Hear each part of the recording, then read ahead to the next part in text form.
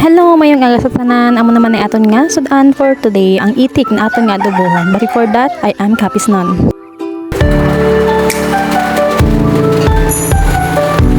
For today's video, ari kita sa akon nga ugsaran na lantawang akon nga utod nga laga pinanguhat lang sang akon nga itik kung gusto niya magkaon. Magkalantaw kung paano magdakaw kadasig lang, kasimple lang. Pero kung pabahugon mo sang akon nga kasapatan, baw patultulugan niya lang ko sina. Request siya sang akon nga iti kay dugay nagid siya kuno wala kakaon Kapisnon. Amo na nga tagaan siya sang akon utoy kaya puli lagid siya sa Mindanao. So ara, sexy pa. Siya na lang sa maloto. Kay hindi kuya magpatay sang akon nga sapat. Even sa ibang mga sapat sa kalibutan nga ini wala gid kuya gapatay maluoy ka. So ara na Kapisnon nagakuha na siya sang iyang manukong kay sudlan niya sang iyang dugo para sa iyang nga preparasyon sang amon nga adobo nga itik. Siya lang yung mapatay, ako lang yung maluto. Basta hindi lang ako pagpapatya sang sapat. Okay. Hindi na din, hindi na sa ako. Paano ko po yatan? Nanantawa, nabulbulan. Hindi halata si Churang man nagpatay sa mga kasapatan.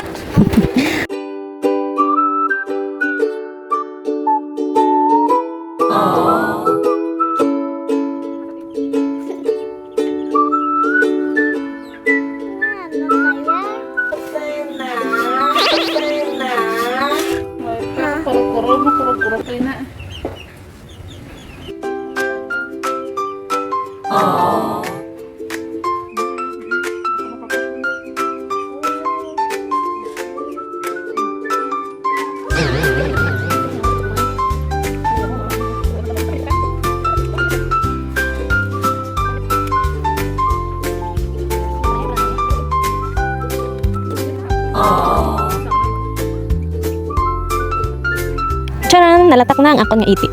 Wala na gid siya. Susubong amon na ina ang amon nga lutuhon.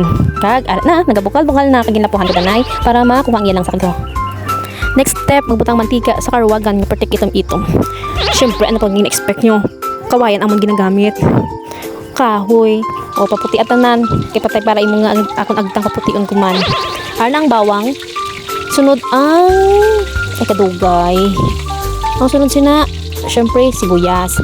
Pagkatapos ng sibuyas, gisa-gisa for that minute. Kag isunod naton ang chan. Syempre naman ang sunod sila akon nga sibuyas at luya. Para na luya ang pertikadamo. Mas nami nga damo ang luya para makuha ang langsa sa imo ginaluto. Diba? May tip kamo nga nababaton halin sa aton nakapisnon. Damo mo luya para makuha ang langsa. Syempre patapos na isunod ko na ang ako naging lapuhan nga itik. Saka ko na siya magisahon hasta nga muro mantika na siya Kapisnon para sang aton nga magnami gid siya badang ihalasa pamantikaon magid sila Kapisnon para sang iya nga kanami sang outcome. Char outcome.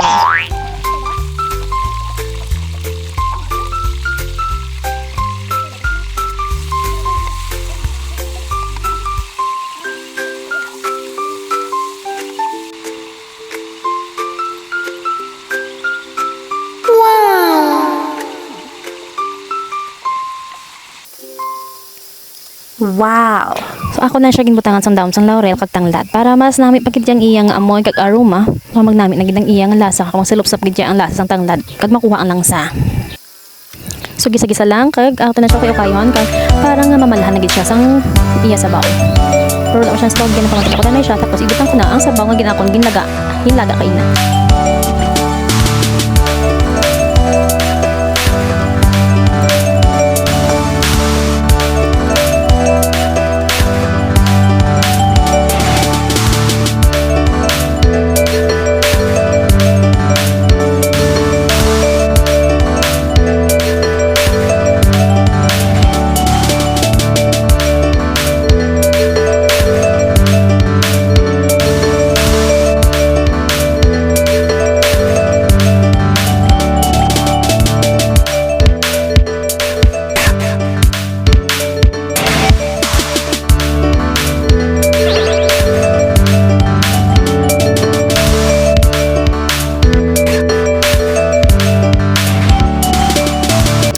Luto na ang amon nga adobo nga itik pinamalahan nga medyo makahangkahang. So, kakain na tayo. Yan nga ako nga sister kang iyang nga partner kang inak ng bibing ni si Kikay. Last na naman yung panyapon subong kay tungod nga mapuli na sila sa Mindanao pagkaaga.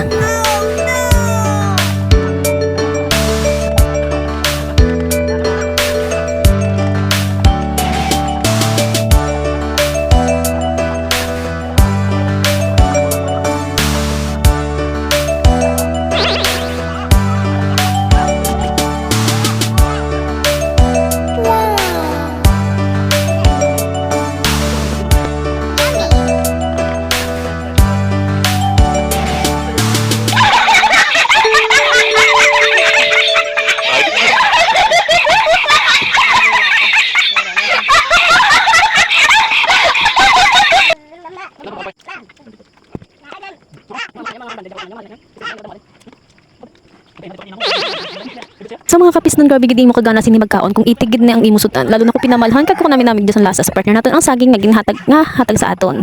So diri sa bukid hindi kagid magutuman basta mahugod nilang magpinangita kag mag-alaga sa kasapatan mo kag magpinananom sang gulay. That's all for today, kapisnon.